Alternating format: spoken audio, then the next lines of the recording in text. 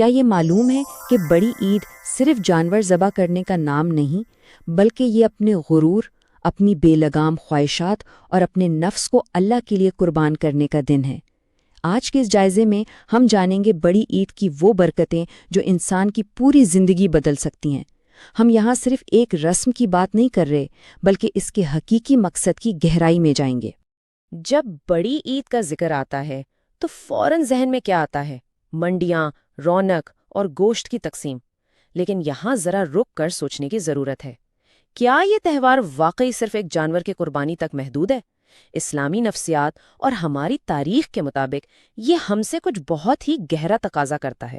یہ محض ایک دن منانے یا اچھا کھانا کھانے کی بات نہیں ہے، بلکہ یہ ایک ایسی روحانی کیفیت میں داخل ہونے کا نام ہے جو انسان کو اندر سے بدل کر رکھ دیتی ہے۔ تو اس کا اصل مقصد کیا ہے؟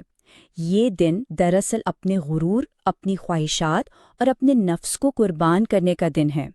یہ ہمارے لیے بالکل ایک آئینے کی طرح ہے۔ ہم جس چیز سے دنیا میں سب سے زیادہ محبت کرتے ہیں، جب اسے اللہ کی محبت کے سامنے لایا جائے تو وہ ہمارے لیے کڑا امتحان بن جاتی ہے۔ یہ دن ہمیں سکھاتا ہے کہ کس طرح ہم نے اپنے اندر موجود اس میں کو، اس انا کو اللہ کی رضا کے سامنے مکمل طور پر جھکانا ہے۔ آئیے اس سفر کا آغاز تاریخ کے اس عظیم ترین واقعے سے کرتے ہیں، یعنی حضرت ابراہیم علیہ السلام کی بے مثال قربانی۔ یہ ہزاروں سال پہلے کی بات ہے۔ اللہ تعالیٰ نے اپنے نبی حضرت ابراہیم علیہ السلام کو ایک بہت بڑا امتحان دیا۔ انہیں خواب میں مسلسل یہ حکم ملا کہ اپنے سب سے پیارے بیٹے حضرت اسماعیل علیہ السلام کو اللہ کی راہ میں قربان کر دیں۔ اب ذرا ایک لمحے کے لیے سوچنا چاہیے، ایک باپ کے لیے سے بڑا اور کٹھن امتحان کیا ہو سکتا ہے؟ وہ بیٹا جس کے لیے راتوں کو اٹھ کر دعائیں مانگیں، اتنی لمبی مسافتیں طے کیں، اب اسی کو اپنے ہاتھوں سے قربان کرنے کا حکم تھا۔ پھر وہ دل دہلا دینے والا لمحہ آتا ہے جب ایک باپ اپنے بیٹے سے اس خواب کا ذکر کرتا ہے۔ اور بیٹے کا جواب کیا تھا؟ حضرت اسماعیل علیہ السلام نے ذرا بھی ہچکچاہٹ محسوس نہیں کی۔ انہوں نے فوراً کہا، ابا جان، آپ وہی کریں جس کا اللہ نے آپ کو حکم دیا ہے۔ کمال کی بات یہ ہے کہ یہ کوئی اندھی تقلید نہیں تھی، بلکہ یہ ایمان کی ایک باشعور اور انتہائی پختہ وابستگی تھی۔ یہ تسلیم اور رضائے الہی کی وہ اعلیٰ ترین شکل ہے جہاں انسان اللہ کی مرضی کے ساتھ پوری طرح جڑ جاتا ہے۔ یہ تھی اصل قربانی، اللہ کے لیے ہر چیز چھوڑ دینے کی قربانی۔ اور پھر وہ ہوا جس نے تاریخ کا رخ موڑ دیا۔ جب حضرت ابراہیم علیہ السلام نے اللہ کے حکم کے آگے سر جھکا دیا اور قربانی دینے کے لیے بالکل تیار ہو گئے، تو اللہ نے ان کے اس سچے جذبے کو قبول فرما لیا۔ عین اسی وقت اللہ کی طرف سے مداخلت ہوئی اور حضرت اسماعیل علیہ السلام کی جگہ جنت سے ایک دمبا بھیج دیا گیا۔ یہ اس بات کی روشن دلیل تھی کہ اللہ اصل میں جان نہیں لینا چاہتا تھا، وہ تو صرف دل کا حال اور ایمان کی پختگی آزمانا چاہتا تھا۔ اور بس اسی عظیم واقعے کی یاد میں آج پوری دنیا کے مسلمان یہ قربانی کرتے ہیں۔ تاریخ کے اس روشن باب کے بعد اب بات کرتے ہیں اس عمل کی موجودہ برکات اور حکمت کی۔ اسلامی نفسیات ہمیں ایک بہت ہی خوبصورت اور گہرا تصور دیتی ہے، جسے تزکیہ نفس کہتے ہیں، یعنی اپنی روح کو پاک کرنا۔ یہ عمل ہمیں سکھاتا ہے کہ کس طرح ہم نے اپنے مال، مرتبے اور دنیاوی آسائشوں سے ایک صحت مندانہ دوری اختیار کرنی ہے۔ جب محنت کی کمائی سے خریدا ہوا جانور اللہ کے نام پر قربان کیا جاتا ہے تو دراصل ہم اپنے دل کو دنیا کی بے جا محبت سے آزاد کر رہے ہوتے ہیں۔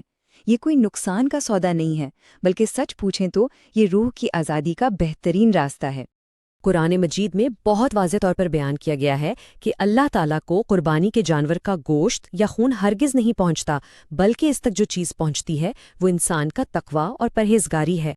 اور سب سے بڑی بات، اللہ تعالیٰ یہ نہیں دیکھتا کہ جانور کتنا مہنگا تھا، کتنا بھاری یا کتنا خوبصورت تھا، وہ محض اور محض ہمارے دل کا اخلاص دیکھتا ہے۔ اگر دل میں دکھاوا ہے، ریاکاری ہے، تو یقین مانے وہ قربانی محض گوشت کا ایک ڈھیر ہے۔ اصل قیمت تو اس سچی نیت کی ہے۔ تو اس بڑی عید کی اصل برکات کیا ہے؟ یہ عید ہمیں سکھاتی ہے کہ اللہ کی رضا ہر چیز سے بڑھ کر ہے۔ یہ قربانی انسان کو روحانی طور پر اللہ کے بے حد قریب کر دیتی ہے، اور جب غریبوں اور مستحقین میں گوشت بانٹا جاتا ہے تو معاشرے میں محبتیں پروان چڑھتی ہیں۔ یہ عمل ہمارے دلوں سے تکبر اور غرور کی جڑیں کاٹ دیتا ہے، اور یہ پختہ یقین دلاتا ہے کہ اللہ کی راہ میں خرچ کرنے سے رزق میں کبھی کمی نہیں آتی، بلکہ اس میں بے پناہ برکت آتی ہے۔ اور گوشت کی تقسیم کا یہ نظام کتنا شاندار اور متوازن ہے۔ اسلامی تعلیمات کے مطابق مستحب ہے کہ گوشت کو 3 برابر حصوں میں تقسیم کیا جائے، ایک حصہ اپنے گھر والوں کے لیے، ایک حصہ دوستوں اور رشتہ داروں کے لیے، اور ایک حصہ غریبوں اور ضرورت مندوں کے لیے۔ یہ صرف گوشت بانٹنے کا عمل نہیں ہے، بلکہ در حقیقت یہ ایک سماجی تحفظ یعنی ایک سوشل سیکیورٹی کا نظام ہے۔ اس نفسا نفسی کے دور میں یہ عمل انسانوں کو جوڑتا ہے اور پسے ہوئے طبقے کو خوشیوں میں شریک کرتا ہے۔ اب اس کے ایک عملی پہلو پر بھی بات کر لیتے ہیں۔ یہ قربانی آخر کس پر واجب ہے؟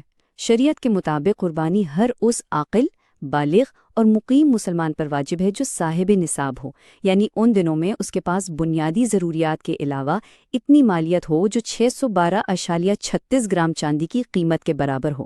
اس شرط کا مقصد ہی یہ ہے کہ جو لوگ مالی طور پر مستحکم ہیں وہ اپنی دولت کو معاشرے کی بھلائی کے لیے گردش میں لائیں۔ یہ صرف ایک روحانی عمل نہیں بلکہ ایک ٹھوس مالی اور معاشرتی ذمہ داری بھی ہے۔ اب ہم اس جائزے کے سب سے اہم اور آخری حصے کی طرف بڑھتے ہیں، نفس اور غرور کی قربانی۔ اب وقت ہے کہ ذرا اندرون ذات جھانکا جائے، ذرا موازنہ کریں۔ ایک طرف ظاہری قربانی ہے، یعنی ایک جانور کو ذبح کرنا، جو کہ یقیناً ایک عظیم عمل اور سنت ہے، لیکن دوسری طرف ایک بہت ہی مشکل روحانی قربانی ہے، اور وہ ہے اپنے نفس، اپنے غرور، حسد، لالچ اور گناہوں کی قربانی۔ ہمیں اپنے اندر چھپے اس فرعون کو مارنے کی ضرورت ہے۔ جانور پر چھری چلانا تو آسان ہے، لیکن اپنی بری عادتوں اور بغض و کینہ پر ہمت اور صبر کی چھری چلانا، اصل کمال تو یہ ہے۔ عید الاضحیٰ صرف خوشیوں کا دن نہیں، یہ روح کو جھنجھوڑنے والا پیغام ہے۔ صوفیانہ روایات میں ایک بہت ہی کمال کی بات کہی گئی ہے۔ نفس کو ایک شیرخوار بچے سے تشبیہ دی گئی ہے۔ اگر ایک بچے کو دودھ پینے دیا جائے تو وہ ساری زندگی اسی کا عادی رہے گا، لیکن اگر اسے سختی سے منع کیا جائے، اس کی عادت چھڑائی جائے تو وہ بالآخر سیکھ جاتا ہے۔ بالکل اسی طرح ہمارا نفس ہے جس کی سختی سے تربیت کرنا پڑتی ہے۔ قربانی ہمیں یہی سکھاتی ہے کہ اگر آج بھی ہم نے اپنی بری عادتیں نہ چھوڑیں اور وہی پرانے انسان رہے تو پھر در حقیقت ہم نے قربانی دی ہی کیا؟ تو اس بڑی عید پیغام صرف یہ ہے کہ محض جانور قربان نہ کیے جائیں، بلکہ اپنی نفرت، غرور اور گناہوں کو بھی اللہ کے حضور قربان کیا جائے۔ کون جانتا ہے، شاید یہی وہ اصل قربانی ہو جو انسان کو اللہ کے سب سے زیادہ قریب کر دے اور زندگی کا رخ ہمیشہ کے لیے بدل دے۔ اگر اس جائزے سے کچھ نیا سیکھنے کو ملا تو اسے لائک کریں، شیئر کریں اور مزید ایسے معلوماتی مواد کے لیے چینل سبسکرائب کرنا نہ بھولیں۔